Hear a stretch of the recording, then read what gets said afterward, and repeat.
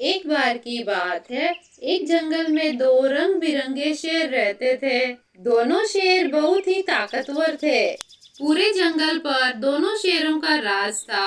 दोनों शेर अपने जंगल का बहुत अच्छे से ध्यान रखते थे। एक पास के ही जंगल में दो रंग बिरंगे बाघ भी रहते थे। वह दोनों बाघ बहुत ही दुष्ट थे। पूरे जंगल को अपना गुलाम बनाकर रखते थे। किसी भी जानवर का शिकार कर उसे खा जाते थे।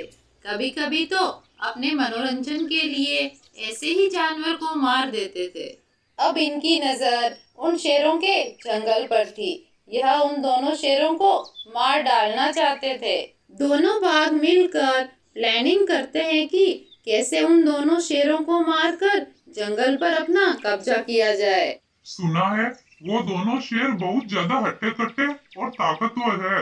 हम क्या उनसे कम ताकतवर हैं? हम दोनों मिलकर उन्हें मारकर उस जंगल पर राज करेंगे।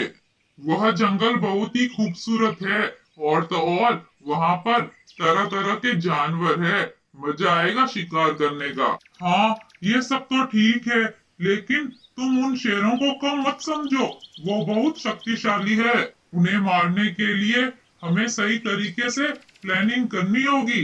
अरे उसमें क्या है, आसान है। उस जंगल में जाकर वहां के किसी जानवर को लालच देकर अपनी ओर कर लेंगे। फिर वह उन शेरों की सारी बातें हमें बता देगा और फिर एक एक कर हम उन्हें मार डालेंगे।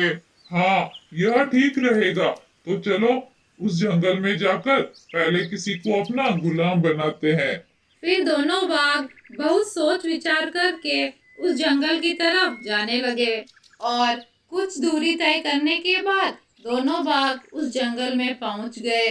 अब वह ऐसे जानवर की तलाश कर रहे थे जिसे वह अपना गुलाम बना सके।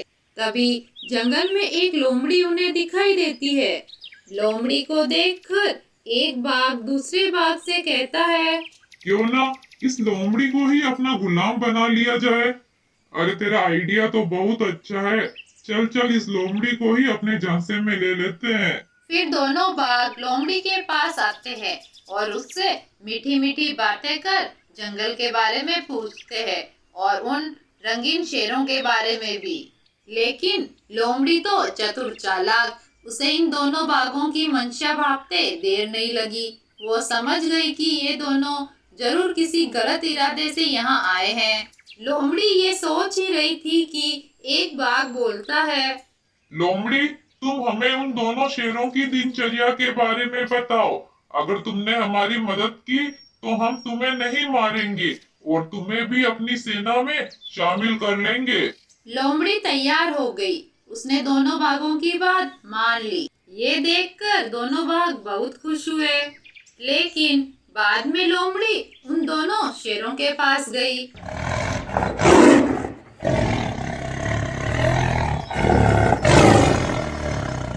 और उन्हें सारी बात बताई। लोमड़ी की बात सुनकर दोनों शेरों को बहुत गुस्सा आया।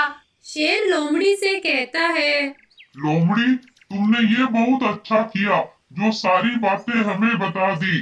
तुम बहुत चतुर हो। तुमने कैसे उन दोनों बाघों को बेवकूफ बनाया कि तुम उनकी तरफ हो। उन्हें मुझ पर पूरा भरोसा हो गया है। महाराज, वे बाघ बहुत ही दुष्ट है। आपको मारकर वो इस जंगल पर कब्जा करना चाहते हैं। हम ऐसा नहीं होने देंगे। वह दोनों अपने इरादे में कभी कामयाब नहीं होंगे। लोमड़ी, तुम उन्हें जाकर बता दो कि कल मैं अकेला जंगल में घूमने जाऊंगा। ये बात सुनकर वो मुझे मारने जरूर आएंगे। तुम दोनों झाड़ियों के पीछे छुप जाना। जैसे वो आएंगे, मौका देखकर उन्हें मार डालेंगे। दूसरे दिन लोमड़ी उन दोनों बाघों के पास जाकर वैसा ही करती है जैसा कि शेर ने बताया था। जब शेर घूमने निकलेगा तब अवसर देखकर उन्हें मार गिराएंगे हम दोनों। उस शेर के लिए तो मैं अकेला ही काफी हूँ। तुम यहीं रुको, अभी मैं उसे मार कर आता हूँ। योजना अनुसार जब शेर जंगल में अकेला ही घूम रहा था, तभी वहां पर शेर को मारने के लिए बाघ आ जाता है। बाघ के आते ही जो शेर पेड़ के पीछे छुपा हुआ था वो भी उसे पीछे से घेर लेता है। फिर तीनों के बीच बहुत ही खतरनाक लड़ाई होती है। बाघ भी अपनी पूरी ताकत लगा देता है, लेकिन दोनों शेर मिलकर उसे मार डालते हैं। अब दोनों शेर और लोमड़ी मिलकर उस बाघ के पास आते हैं। तीनों को एक साथ आता देख बाघ सोच में पड़ जाता है। वाह रे मूर्ख बाघ, तुमने गुलाम बनाया तो भी किसे?